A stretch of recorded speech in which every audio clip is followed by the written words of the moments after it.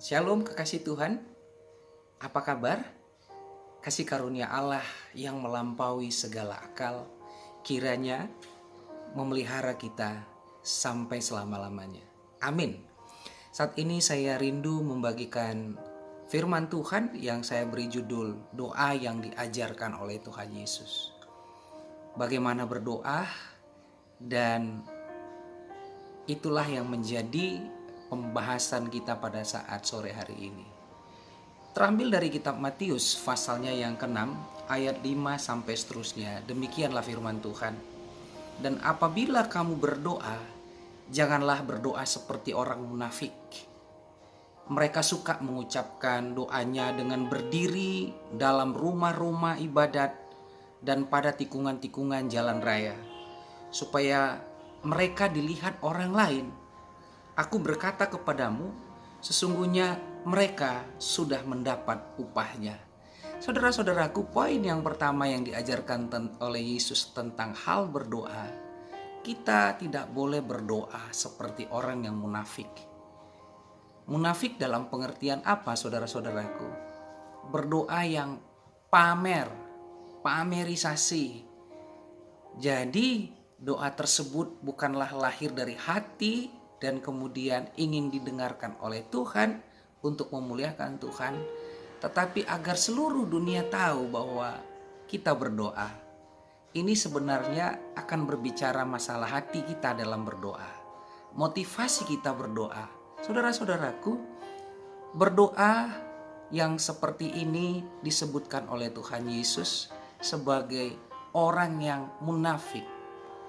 Dia mencari kesenangan, keseriusan, kehusukan berdoa jikalau di keramaian, bukanlah di dalam hubungan pribadi dengan Allahnya.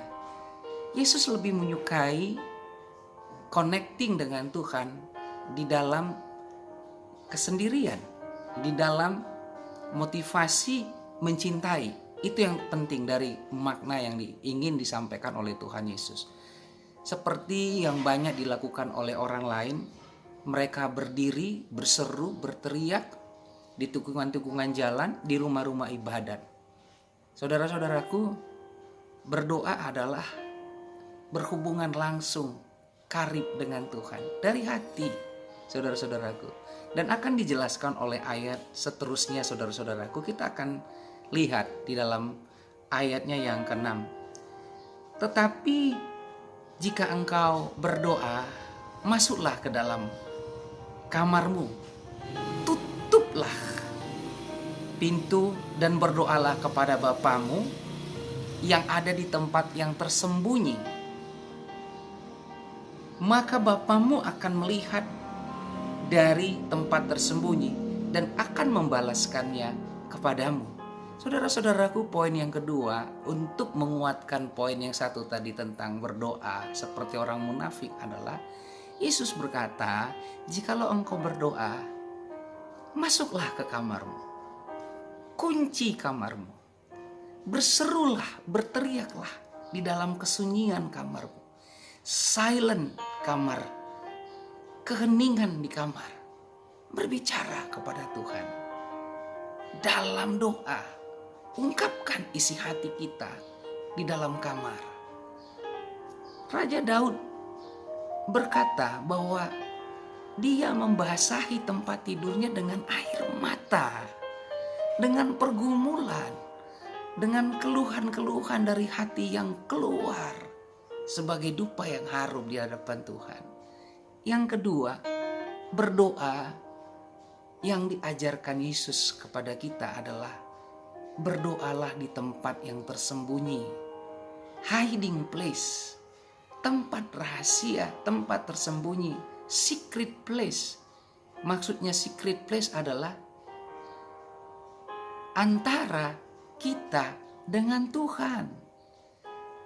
Pergumulan tidak perlu digumbar-gumbar kepada orang lain. Saudaraku, simpan tangismu ketika engkau susah. Simpan air matamu ketika engkau susah. Ketika kita susah, air mata kita bagi ke orang lain. berbahaya. Saudara akan menjadi orang yang bisa dipermalukan. Tetapi Tuhan menampung air mata. Ada lagu yang indah yang berkata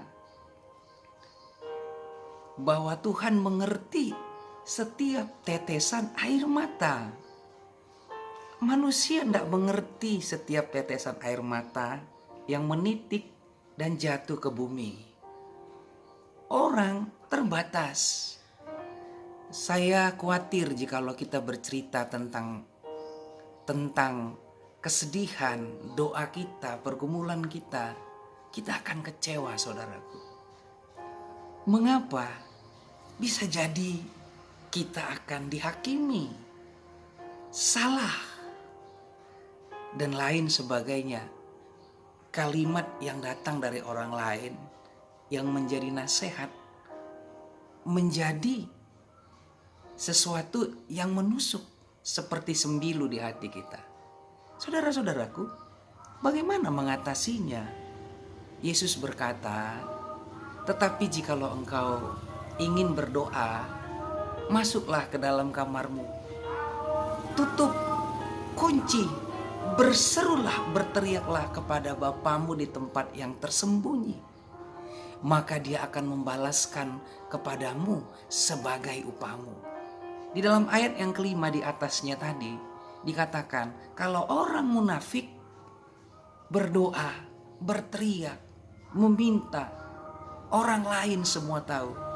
Alkitab katakan, dia sudah menerima upahnya. Bukan dari Bapa, dari orang lain. Saudara-saudaraku, itu poin yang kedua. Sekarang poin yang ketiga. Lagi pula dalam doamu itu, janganlah kamu bertele-tele seperti kebiasaan orang yang tidak mengenal Allah. Mereka menyangka bahwa mereka dengan banyaknya kata-kata doanya akan dikabulkan.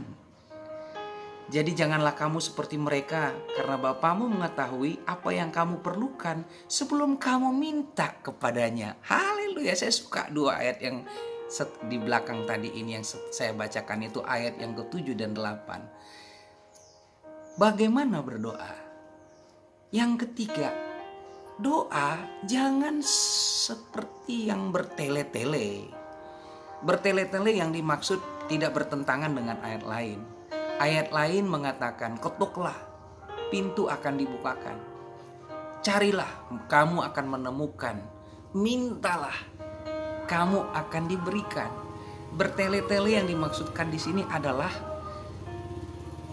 dalam hal pencarian, dalam hal meminta, dalam hal mengetok, diiringi dengan sungut-sungut.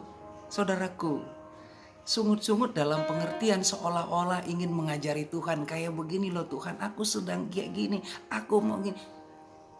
Seolah-olah ingin mengatur Tuhan. Seolah-olah Tuhan tidak mengerti apa yang menjadi pergumulan kita.